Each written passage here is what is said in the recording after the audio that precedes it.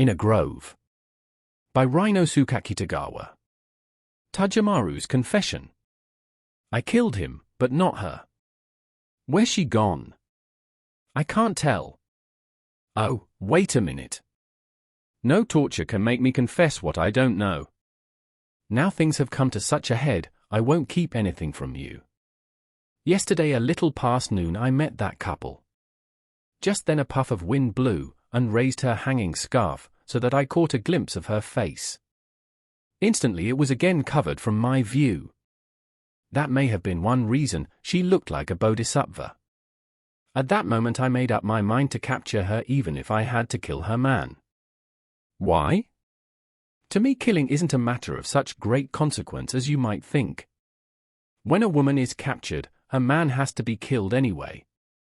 In killing, I use the sword I wear at my side. Am I the only one who kills people? You don't use your swords. You kill people with your power, with your money.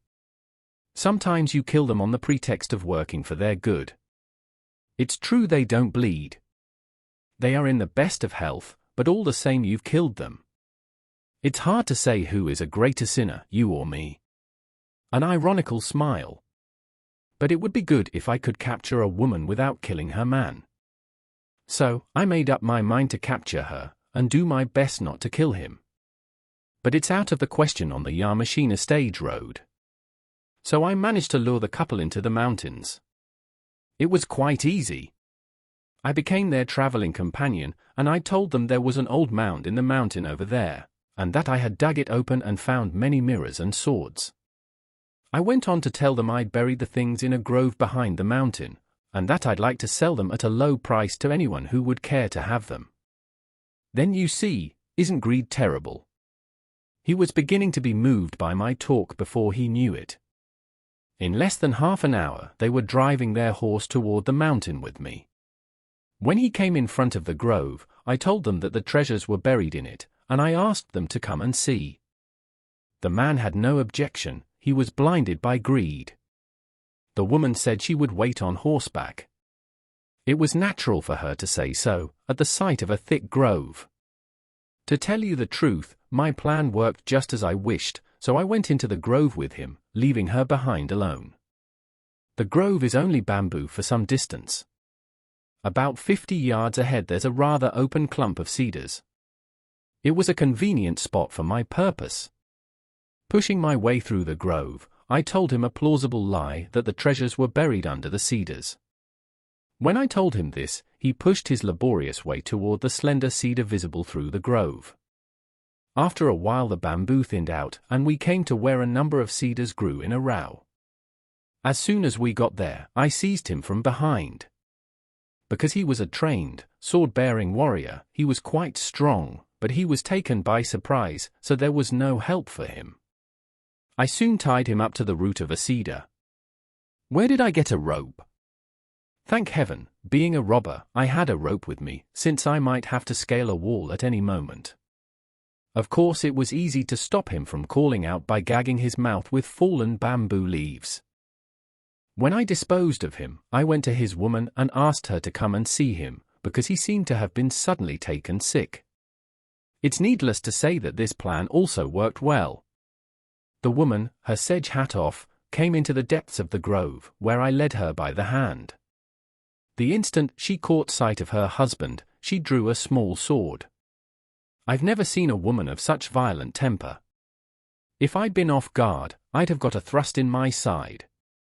I dodged, but she kept on slashing at me. She might have wounded me deeply or killed me. But I'm Tajamaru. I managed to strike down her small sword without drawing my own. The most spirited woman is defenseless without a weapon. At least I could satisfy my desire for her without taking her husband's life. Yes, without taking his life. I had no wish to kill him. I was about to run away from the grove, leaving the woman behind in tears, when she frantically clung to my arm. In broken fragments of words, she asked that either her husband or I die. She said it was more trying than death to have her shame known to two men. She gasped out that she wanted to be the wife of whichever survived. Then a furious desire to kill him seized me. Gloomy excitement. Telling you in this way, no doubt I seem a crueler man than you. But that's because you didn't see her face.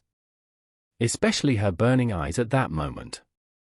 As I saw her eye to eye, I wanted to make her my wife even if I were to be struck by lightning. I wanted to make her my wife. This single desire filled my mind. This was not only lust, as you might think. At that time, if I'd had no other desire than lust, I'd surely not have minded knocking her down and running away. Then I wouldn't have stained my sword with his blood. But the moment I gazed at her face in the dark grove, I decided not to leave there without killing him. But I didn't like to resort to unfair means to kill him. I untied him and told him to cross swords with me. The rope that was found at the root of the cedar is the rope I dropped at the time. Furious with anger, he drew his thick sword. And quick as thought, he sprang at me ferociously, without speaking a word. I needn't tell you how our fight turned out. The 23rd stroke, please remember this. I'm impressed with this fact still. Nobody under the sun has ever clashed swords with me 20 strokes. A cheerful smile. When he fell, I turned toward her, lowering my blood-stained sword. But to my great astonishment she was gone.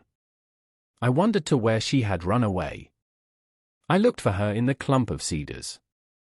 I listened, but heard only a groaning sound from the throat of the dying man. As soon as we started to cross swords, she may have run away through the grove to call for help. When I thought of that, I decided it was a matter of life and death to me. So, robbing him of his sword, and bow and arrows, I ran out to the mountain road. There I found her horse still grazing quietly. It would be a mere waste of words to tell you the later details, but before I entered town I had already parted with the sword. That's all my confession. I know that my head will be hung in chains anyway, so put me down for the maximum penalty. A defiant attitude.